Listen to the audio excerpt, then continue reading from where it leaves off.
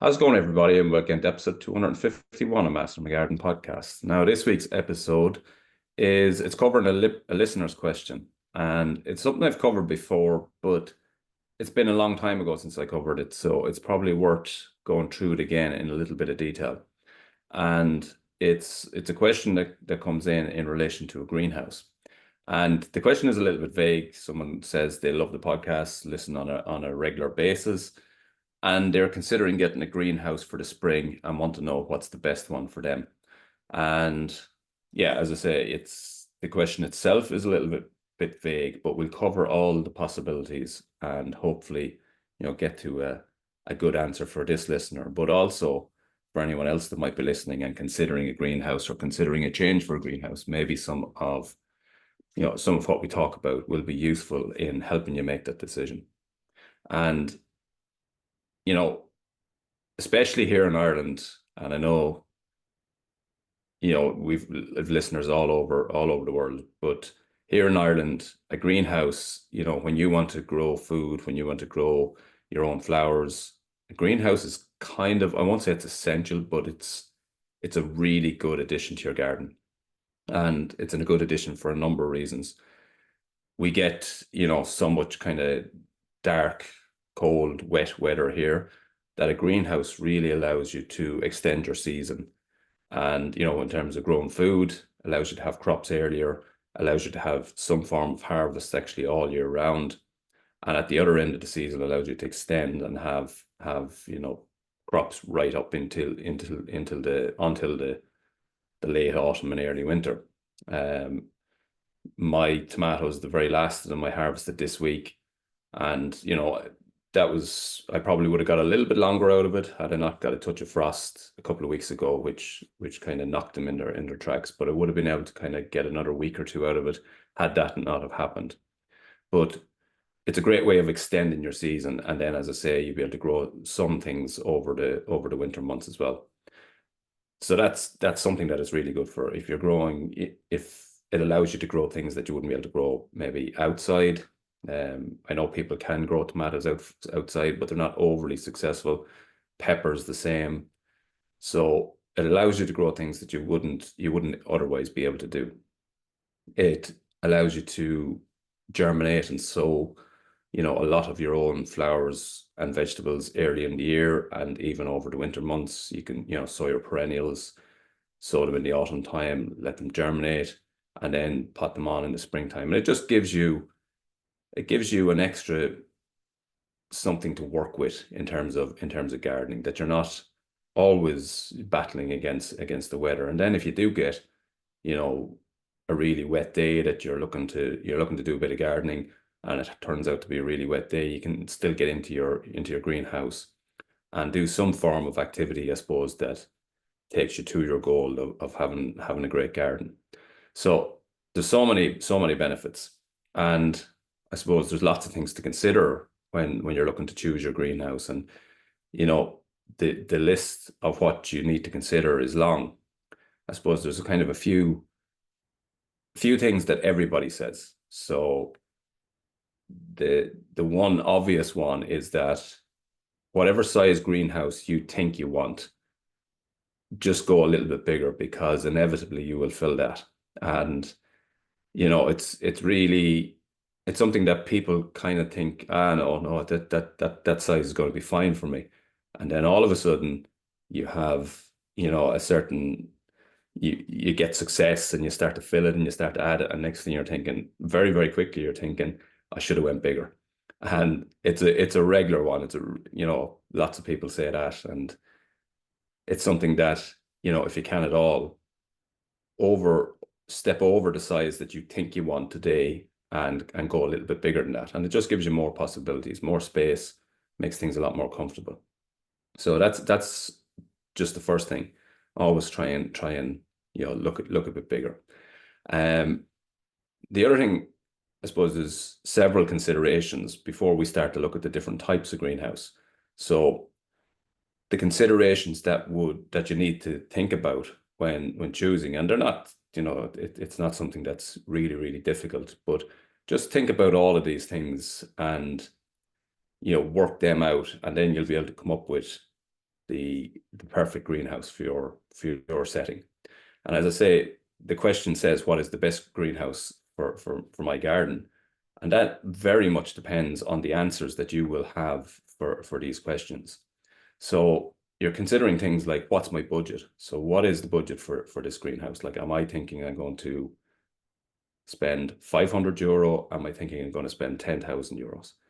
And the budget there and the difference between those is obviously, night and day. It's a huge difference, but it's an important consideration at this stage. So you're also thinking of things like, is there anything I can do myself here? Do I want to do it myself? Is it something that, where can I position it? The location is very important. What size can I allocate to it in that position? The aesthetic of it. So how's it going to look in this situation? Because, a really nice greenhouse with nice sort of red brick walls on the bottom or stone walls on the bottom with the greenhouse sitting on top of that can look fantastic, look aesthetically beautiful. And a lot of the glass houses, the black frame glass houses, the green frame glass houses, the cedar type glass houses, all of them look spectacular and add to the aesthetic of a garden rather than take away from it. But then on the flip side of that, something like the really sort of cheap pop-up greenhouses, they're aesthetically not nice at all. Even something like a polytunnel is not, aesthetically particularly nice to look at. So the aesthetic and where it's going and location are another important factor. So that's the first two: budget, location, and aesthetic, or the first three, should I say. And then you're looking at the purpose. So what is the purpose of the greenhouse, or what's my purpose for this greenhouse? So obviously people are you're going to grow plants in it. So whether that's vegetables, flowers, fruits, whatever it is, you're going to use it for growing. You're going to use it more than likely for propagating at the earlier stages. So you're going to need a little bit of space for potting benches or staging. But out from that, then a lot of people find that, again, maybe on a wet day or on an evening, a greenhouse is a really nice place to sit, because it'll be typically, for us here in Ireland who are not blessed by sunshine all that often, it's a lovely place to sit. So should you consider, or can you consider, putting a little seating area in here? Doesn't have to be, a full dining area, but is it somewhere where you might sit, have a cup of coffee, chill out, read a book, or whatever? If that's the case, then just factor in that into it as well. Is it going to be a case of, I know a lot of polytunnels at this time of the year are used for drying clothes. Again, if that's the case, just factor in that into your decision process. And, what is it going to be used for is really important. And as I say, a lot of people say, obviously I'm growing plants in it. Yes, you 99% chance that you're going to do that. But is there anything else that you might do in there? And just consider those things, because they are really important, and they will take a bit of space. So if you decide you're going to be, putting in a little small table and chairs in there, it's going to take a little bit of space. And if you've already undercooked the space that you might need, then it can get quite crammed in there. So allow that space, and allow for those things that you may not think you want, but in time you could actually want. So allow that bit of space for that. The next thing to consider is the longevity of it. And again, some greenhouses are not built to last. And again, that sort of kind of links very closely with the budget that you're intended to spend. But the longevity of it is something that you do need to think about. If you're talking about something that you want to have, for 20, 30, 40 years, then you're going to have to go quality, and you're going to have to go higher with your budget in order to attain that. And so that's an important consideration. When it comes to polytunnels, polycarbonate houses, glass houses, they all have certain levels of longevity. If you're talking about something like cedar wood, that's going to last for a really long time. If you're talking about a material like aluminium as a frame for a glass house, that's going to last, forever essentially. And all of those things are a factor. Another factor within that in terms of choosing the material or the type is their maintenance. That's, again, an important factor. Typically there isn't, generally there is very little maintenance. I'll talk about some obvious maintenance that needs to be done or needs to be looked at on a yearly basis later on. But, in terms of painting or that type of thing, there's very little maintenance on a greenhouse. But just factor in those things. Then the other thing you might want to consider is, do I intend to heat this? So if I intend to heat this house, then you're better off getting something that has, the best thermal properties possible. So in an example like that, a glass house will actually hold the heat a bit better and will be a bit warmer than, say, for example, a polytunnel with vented doors on the end of it, obvious things like that. So just consider that. Am I intending to heat this? Am I intending to grow crops that like a lot of heat? And if I are, that might be a factor in choosing the type of greenhouse that I'm going to use.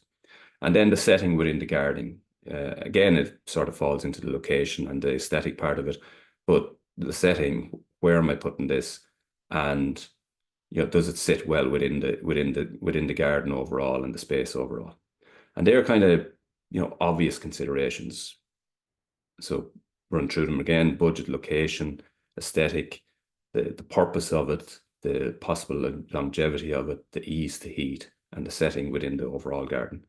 And they're, as I say, your initial sort of considerations. And once you kind of get your answers for those, then from there you can kind of start to make an informed decision on which one might be good for you.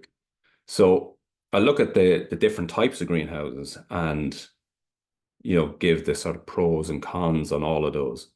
And I suppose it kind of has changed. So when I covered this a couple of years ago on the podcast, I covered it with Brendan from D-Plant Horticulture, and D-Plant specialize in polytunnels.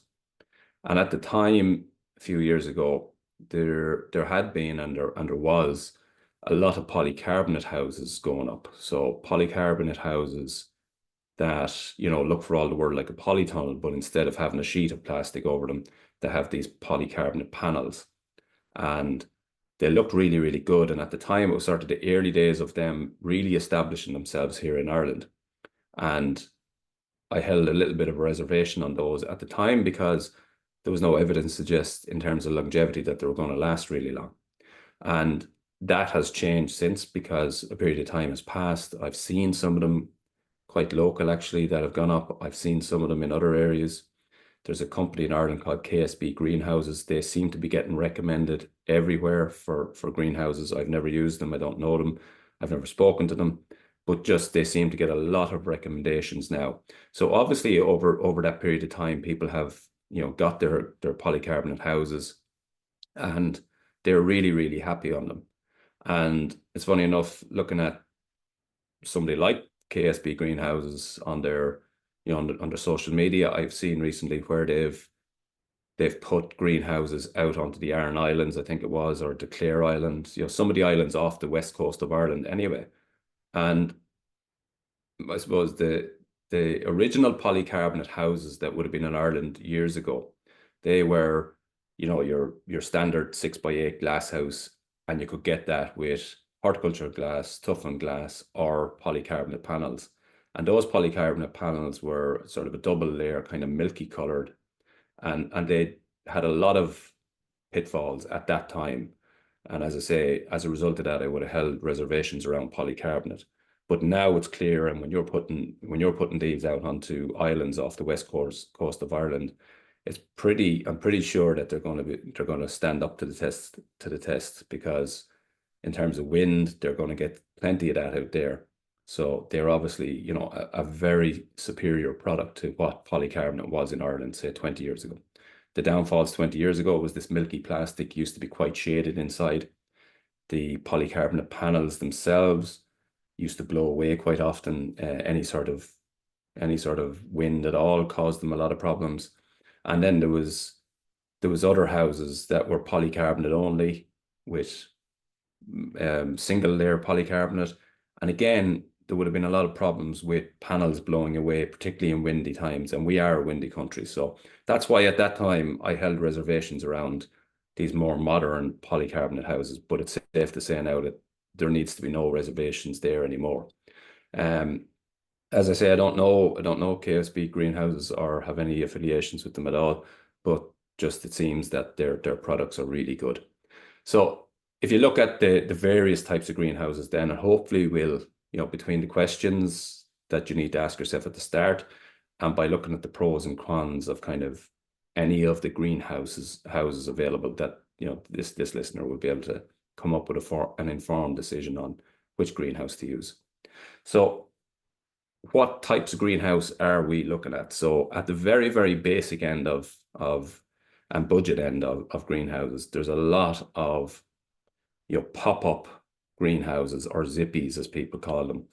And they're little small tower shaped I suppose cloches, for want of a better word, because they're not all out of greenhouse, but they're things like 2 foot by 4 foot with shelving inside them, and then a clear plastic polythene sleeve that goes over the top of that, and then little zips that zip up at the front, and you take your trays in and out. And they're really good, they're really good for seed germination. I know a lot of people use them. They're good if you're in a small area and you want to get seeds started early in the year, and then you just take it away, or you break it down, put it away for the summer months, but you're just using it in those very early stages. The pros of them, obviously, they're very light, very portable, very space efficient for someone that has a really small garden. They're low budget, so you're not going to spend a huge amount of money on them. The downsides of them, obviously, longevity is the biggest thing. With the wind, they're very, very hard to protect for long periods of time. So longevity is not going to be good. They're definitely not going to last a long time, but they're going to serve a purpose for a particular period in time. And then you can get, bigger ones that are greenhouse type shape.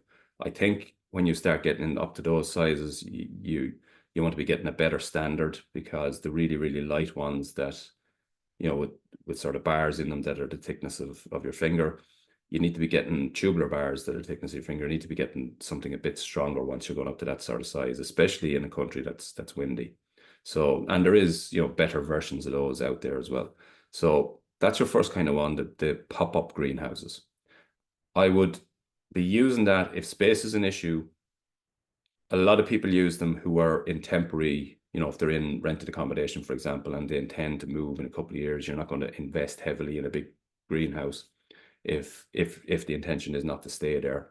If you're in a rent accommodation, you might want to be able to get that. You might get a month's notice, and we have to have everything out of here in a month.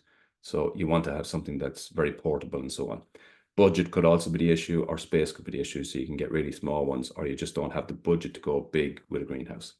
So decent option, but they're more of a stopgap really, rather than something that you're going to be using for the long term or thinking long term with.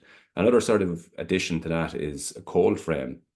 Gets overlooked quite a bit. They were really popular years ago, and they're not as popular now, and people overlook them a little bit in favor of the zippies. I would actually prefer a good standard of a cold frame if I was given the option. They're really, really solid. They're perfect for raising seedlings. They hold the heat. They're great for winter germination of particularly things like perennials. So cold frames are really good, really good. They are not as space efficient, say, as the tower zippies that I was just talking about, but they are a really good option. So obviously it's not an all-out greenhouse, but it's something that can allow you to germinate seeds and things like that earlier, raise cuttings in them over the winter, and it adds an extra layer of protection to your garden and to your propagation. And it's a really useful thing, but as I say, not as popular as they used to be. So now look at the real what we consider greenhouses, and effectively you have 3 different types. You have a polytunnel, which is your frame with a sheet of plastic over it. You have your glass houses, and you have your polycarbonate houses. And I suppose they all have pros and cons. And it's funny, as I say, a couple of years ago when I did the last episode, I went through the pros and cons of polycarb, of glass, and of polytunnels. And somebody who installs glass houses pulled me up on it, because on the blog that I did in relation to it, I mentioned some of the downsides of glass, and one of them was that glass breaks, and that sometimes it can be difficult to replace glass. And I think he said it was a ridiculous comment, or a ridiculous piece, I think is what he called it. And I understand where he's coming from, and he's protecting his niche or whatever. But the point I was making in relation to that is that glass houses, they're really, really, really good. And as I say, we'll look at the pros and cons of each. But sometimes if you're getting a specific pane of glass, so on each glass house, there's panels that are probably generic, and you'll get them in every glazier in the country. But then there's other ones that are, unique in size or shape, and they can be tricky to get. Or you go to a glazier and they're not that interested in cutting a single pane like that. It's not impossible. I've never said that, but it can be tricky. And then obviously, you can get, if you have kids and footballs and slitters and hurleys and so on, you can get breakages quite regularly. You can also get breakages. For example, my brother-in-law put up a glass house last year. He left the vent open on a windy night. The vent blew backwards, smashed the pane. As that pane fell, it smashed another one. And again, it was a toughened or a safety glass house, and there was no issue finding two of the panels, but one of the panels was quite difficult to get. Eventually he got it, but it took a bit of time. So that's all I was saying, was that it can be difficult. So I look at the pros and cons of each. Polytunnel anyway, pros, it is the one that's going to give you the biggest area covered for the lowest price. So a polytunnel is, generally speaking, going to be the cheapest option per meter covered. Really efficient, can quite, in terms of budget, not overly expensive. In terms of longevity, will last a reasonable length of time. I've had polytunnel covers that have lasted 20 years, 22 years. In terms of maintenance, that probably I'm giving it a clean once a year. That can be done really simply with a really long sheet, or what I actually use is I get a roll of frost fleece, wet it, get it over the house, get one person on either end, and then you kind of pull from side to side, and that on a wet day, that just really takes off the green algae really, really quickly. So easy to clean, but the biggest thing is that it gives you, gives you a big area for a, generally speaking, low price. Disadvantages, I suppose, it's slightly cooler typically than a glass house, so it gets going slightly later, but it's not a big factor, I wouldn't say. One of the biggest ones, I would think, though, for most people, is the fact that it's difficult to collect rainwater off it. And I find that, if you have a greenhouse, it's brilliant to be able to collect that rainwater and use it within the greenhouse.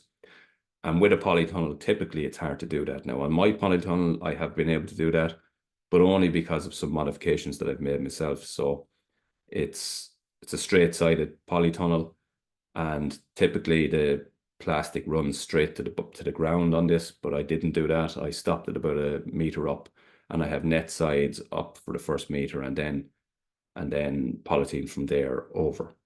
And the fact that I've kept it up, I was able to fix on an aluminium gutter that the plastic runs down and into, so then I was able to gather the water. And that's something that's typically difficult on the hooped polytunnels. So that's a slight disadvantage to it. Aesthetically, doesn't look as good as a glass house, so may or may not consider that to be a disadvantage, but definitely gives you the best bang for your buck in terms of meters covered. Glass houses, then, pros of those, they're aesthetically a lot nicer looking, especially when you get up to the likes of the cedars and the colored frame ones. They're really, really fantastic looking. In terms of longevity, they should last, aluminium houses should last essentially forever. And the glass part of it, unless something happens, they're they're going to last forever as well. But things do happen, and that was the point I was making, is that panes can get broken, but generally speaking, most of them are easy enough to find. It's only if you have a specific house that has sort of unusual shapes in it that maybe sometimes you'll find it difficult to get that cut or to find a replacement.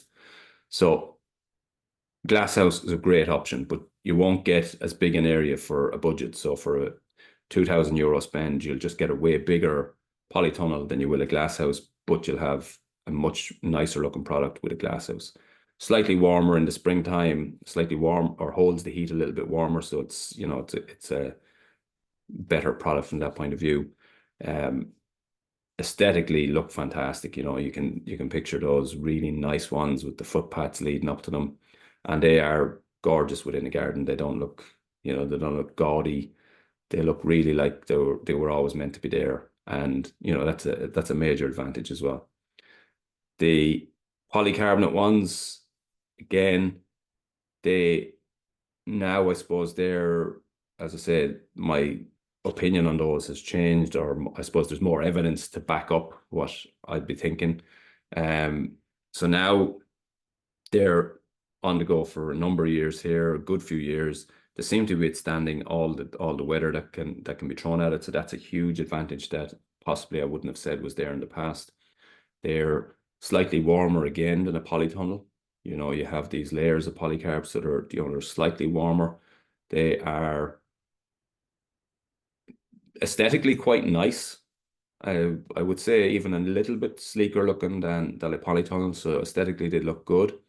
In terms of value for money, they're not bad, not as cheap as a greenhouse or a polytunnel in terms of the meterage that you'll cover, but certainly lower than a glass house. So for, as I said, 50 square meter polycarb tunnel, you won't get a glass house for that same costings, but you'll get a bigger polytunnel. So it's that, it's give and take on those ones, but really, really good, looks good, seems to last well. And yeah, I would say these days they're definitely, a really viable, good option going for anyone that's looking at a greenhouse. So same thing applies with the collection of water. So some of them have modifications. They have straight sides and have modifications that allow the water to be collected there, but a lot of them don't have any way to collect the water off it, whereas nearly all glass houses, or 99% of glass houses, you can collect the water off them, and that's a big plus. So polycarb, again, some you can collect the rainwater from them, but a lot of them you can't still, and I consider that a slight downfall. But generally speaking, those options are very, very good now, and you're going to have, whichever one you choose, you're going to get a lot of time out of them. And it really all comes down to those questions at the start. The budget that you're going to allow for this, the location, the aesthetic, the purpose that you're getting for it, the longevity that you want out of it, the ease to heat if you need to heat it, and the setting within the garden, and whether it sits nicely into that setting. Just a sort of a general point going into coming into the winter months now, and this applies to any of the greenhouses that you might have. So after the winter time, on any of them, the glass, the polycarb, or the polythene will be inevitably getting green. There'll be a little bit of green algae on it, and it's really important to get that off. So going into next spring, and even over the winter, if there's a heavy covering on it, get that clean, because whatever light we're getting, and as I said on the podcast previously, we seem to have got a lot less in terms of light levels this year. But whatever light we're getting, you want to ensure that it's getting through to the plants inside in your greenhouse. So definitely keep those clean. Another vital thing at this time of the year is, and again, it applies to any type of greenhouse that you have, if there's any repairs that are required. So if it's a greenhouse that's missing a pane of glass, if it's a vent that won't lock shut, if it's a tear or small tear that's in a polythene house, if it's a polycarbonate panel that's loose on a corner, any of those little any of those little repairs that need to be done, do it now, because all of those will lead to bigger problems if you don't do something about it. So if it's a little rip in your polytunnel, get polythene repair tape, the proper stuff, give it a clean off, dry it, tape on the outside, tape on the inside. If it's a big tear, across the tape so that you're sealing it in every direction, and get a really, really solid seal on that. If it's a loose bolt or a PEX screw on the corner of a polycarbonate panel, get that locked in before the winter time, because again, if the wind catches under that and breaks that or gets into the house, could do further damage. The same with a vent or a door that's broken on a glass house. Repair that now and not allow any further damage over the winter months, because something that's really small now can be sorted in a matter of minutes, and if you don't, then it can just lead to a bigger issue. And typically we're going to get storms and winds over the winter months, so just have those little repairs done, and then you won't have any sort of bigger issue. Another factor, just with whatever greenhouse it is that you're choosing, is ventilation. So particularly for growing things like tomatoes and so on, you need ventilation in those houses. And I've seen a lot of polytunnels with the ends are just solid plastic, and then you're relying on leaving the door open. But a lot of the time you're not going to do that all the time. You're not going to leave it open all the time, so you can get heat and humidity building up too much. The same with the polycarbonate houses. So make sure you have some way of ventilating these spaces. So whether that's in your glass house, whether that's louver vents or roof vents in your glass house, whether it is roller sides on your polythene tunnel, or whether it's a vented door on the end that can be sealed up or opened or closed, just allow that you have some ventilation. That's a really critical point. And it kind of doesn't matter what size greenhouse you're talking about. Even if it's a small greenhouse, you're still going to need ventilation in there, because the temperature can just get too high in there, and you need air circulation, especially for things like tomatoes and so on. You'll just end up with, you get a lot of growth early, but then you end up and you get, you have success with, again, something like a tomato, but you just don't get any longevity out of it if you don't allow that you have ventilation within the house. So yeah, they're all really, really good considerations. There's loads of very good suppliers of greenhouses. There's people that do all types of greenhouses, do the polytunnels, they do the glass houses, and they do the polycarbonate houses. So just look at those, go visit them, talk to some friends that have them, because it's surprising. You think you know what you want, and you think you know what size you want, and then, as I said, all of a sudden you find that it's too small for you or too big for you, or although you rarely find that it's too big, so nearly always you find that it's too small for what you want. So go have a look, talk to other gardeners, maybe go to a showroom, see some there, and then decide which one it is, and factoring in all those things that I spoke about. So I hope that helps you. I haven't told you which one is the best greenhouse for you, but I can't do that because I don't know your setting, I don't know your budget, I don't know any of those things. But I hope that those answers to the questions, or those questions that you need to pose, give you the answers to allow you to come to a sort of an informed decision and pick a greenhouse that would be perfect for your garden.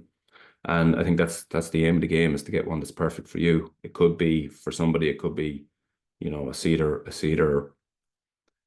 glass house. For someone else, it could be a polytunnel, could be a polycarbonate. It just depends. Could be the zippies. If that's, if you're really tight for space and you intend to move house next year, then maybe that is the right option for you at this point in time. So yeah, just consider all those things, and I think that should allow you to formulate quite a good decision as to which one is the best one for you and your garden right now.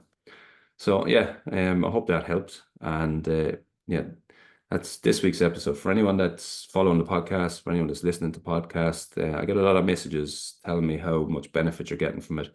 Something that you could do to help me is, wherever you're listening to your podcast, whether that's on Apple Podcasts, on Spotify, if you can leave a review of the podcast, 5-star review, that would be greatly appreciated. And hit the 5 stars, but also leave an actual review of it, because the more times it gets reviewed, the more high 5-star reviews it gets, the more people that, the likes of Apple will put that in front of. So it'll show it to more people in more places, and that really, really helps in terms of growing the podcast. I'm working on Christmas gifts for gardeners for next year. I've one guest sorted. I'm looking for, might actually, if anyone is interested, I'm looking for a male guest to come on that episode. So I'll have one female guest, one male guest, and we'll hear what people's Christmas gifts for gardeners recommendations are for 2025. I suspect they're going to be quite similar again. We're going to be looking at the same basic stuff, I would think, but there might be something new there. There might be something different there, and the fact that I'm bringing different people on might mean that there'll be a different perspective as well. My perspective probably hasn't changed a whole lot over the last couple of years. So let's see if anyone else is out there. So if you're interested, send me a message on Instagram. I'm on Instagram, Master My Garden. You can send me an email at info@mastermygarden.com or any of the social channels. Send me a message. Be more than happy to have you on. And yeah, it'll be a nice episode coming up in the coming weeks. And that's been this week's episode. Thanks for listening, and until the next time, happy gardening.